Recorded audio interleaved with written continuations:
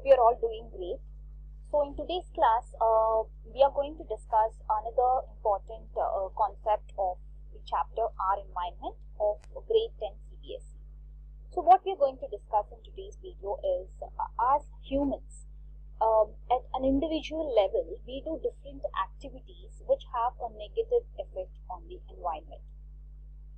So the topic for today's video is how our activities or human activities are affecting the environment in a negative way. So the first and foremost topic to discuss in this is biomagnification or biological magnification.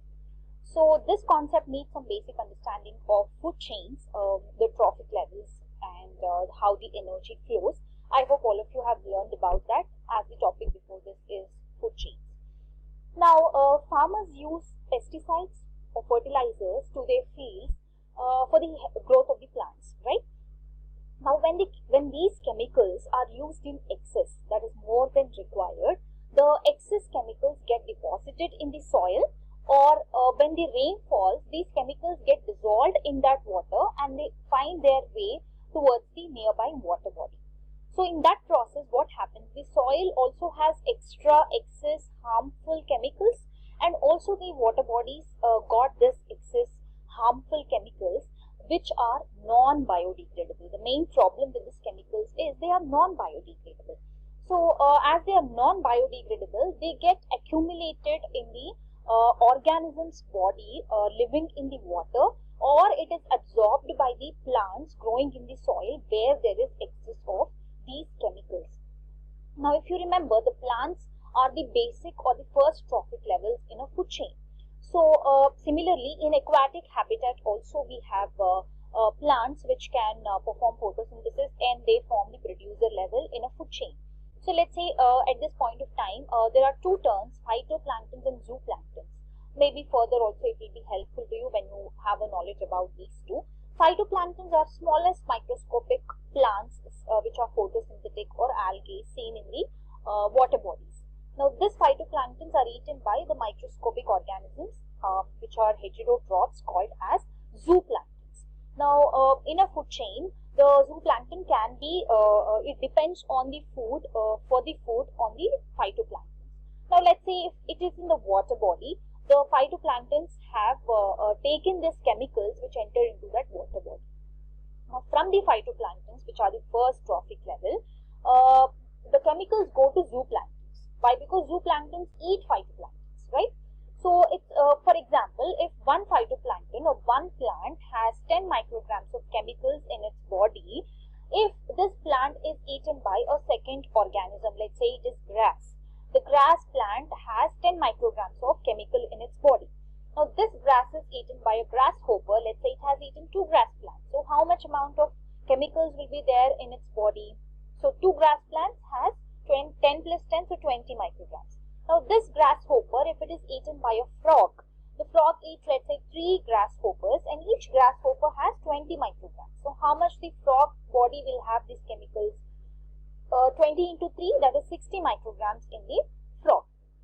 So, like that, at each trophic level in this food chain, the chemicals get accumulated progressively at each trophic level. So, they're getting magnified, or they're getting increased from one lower trophic level to higher trophic level. And as humans are the topmost consumers or the top occupying organisms in a food chain, when it comes to humans, our body will have more and more amount of these chemicals which are toxic. So, such a process where this harmful chemicals used in fields or fertilizer in the farm fields get accumulated at each trophic level progressively, and it gets increased from the lower to higher trophic level, is called biological magnification. So, it is done by an activity of humans, and it in turn is affecting humans. So, it's not that it gets accumulated only into the plant body. The vegetables or fruits or which we get from plants, on their surface also these chemicals can be there. When we eat them without washing, they enter into our body, and that causes many side effects or many diseases in humans. So this is one activity by which the environment is getting affected. Coming to the next one, which most of you are aware of it, is about ozone. So ozone is an important element of atmosphere which has an important function. So before going to talk about it, what's the difference between ozone and oxygen? Both this ozone and oxygen are made up of oxygen atoms. But if you see oxygen, its symbol is O2. That means it has two oxygen atoms. O3 is ozone, which means it is made up of 3 atoms of oxygen. Oxygen is a very important gas without which we cannot survive.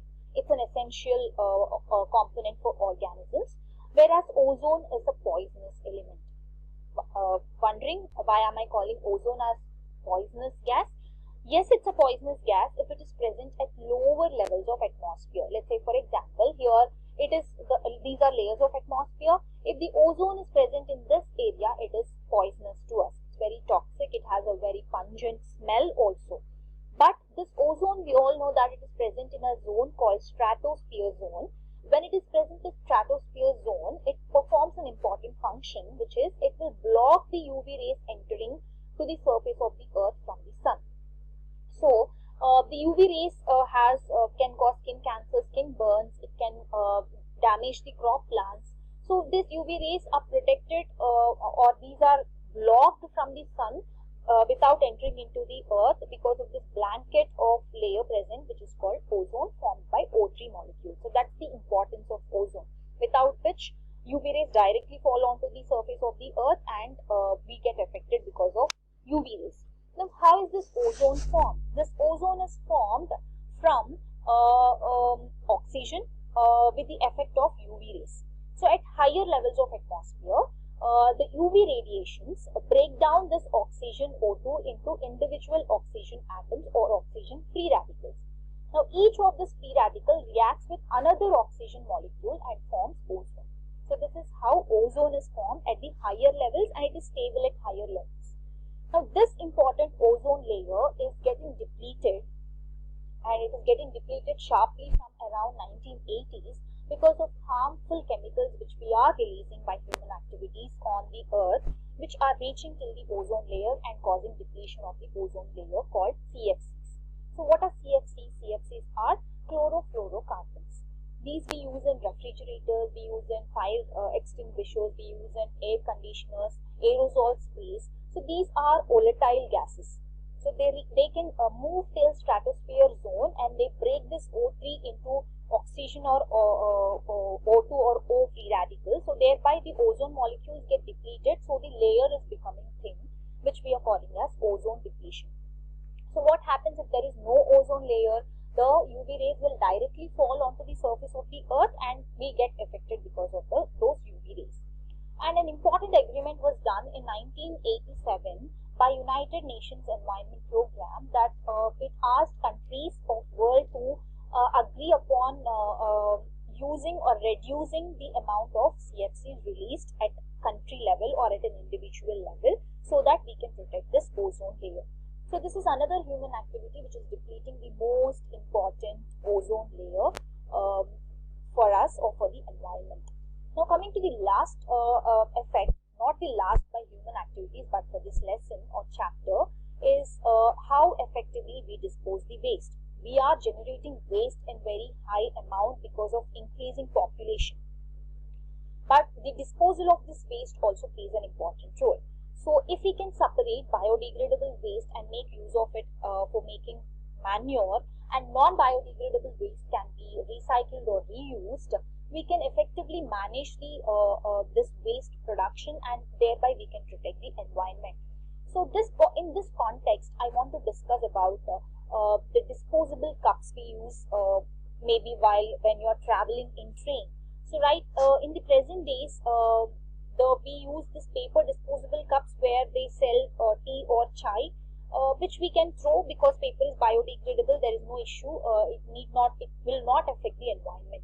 But in olden days, if you see, they used to use this plastic disposable cups, and before that they used to use another type of cups called Kulhads. Now this Kulhads, you must have definitely seen them. Kulhads are something which are made up of clay or they are made from soil.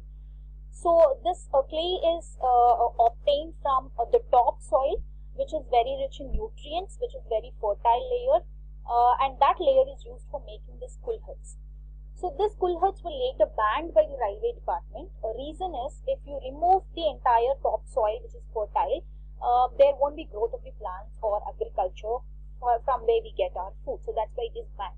Later on, they have introduced this plastic disposable cups without realizing that this plastic gets accumulated in huge amounts, and that is non-biodegradable, so it can cause a lot of environmental pollution. So presently, in most of the areas, we are using paper disposable cups so that they are biodegradable and they are environment friendly. But still, there are areas where plastic disposable cups are used, or the non-biodegradable waste or is used, or biodegradable waste is not effectively disposed. All these activities are affecting the environment. So, as you have learned certain things by which at your level you can contribute for saving the environment. So please do and save the environment. And let's meet in the next class or next video with another important concept, another interesting concept of any particular chapter in grade 10 CBSE. So that's all for today's video. Have a good day, all of you.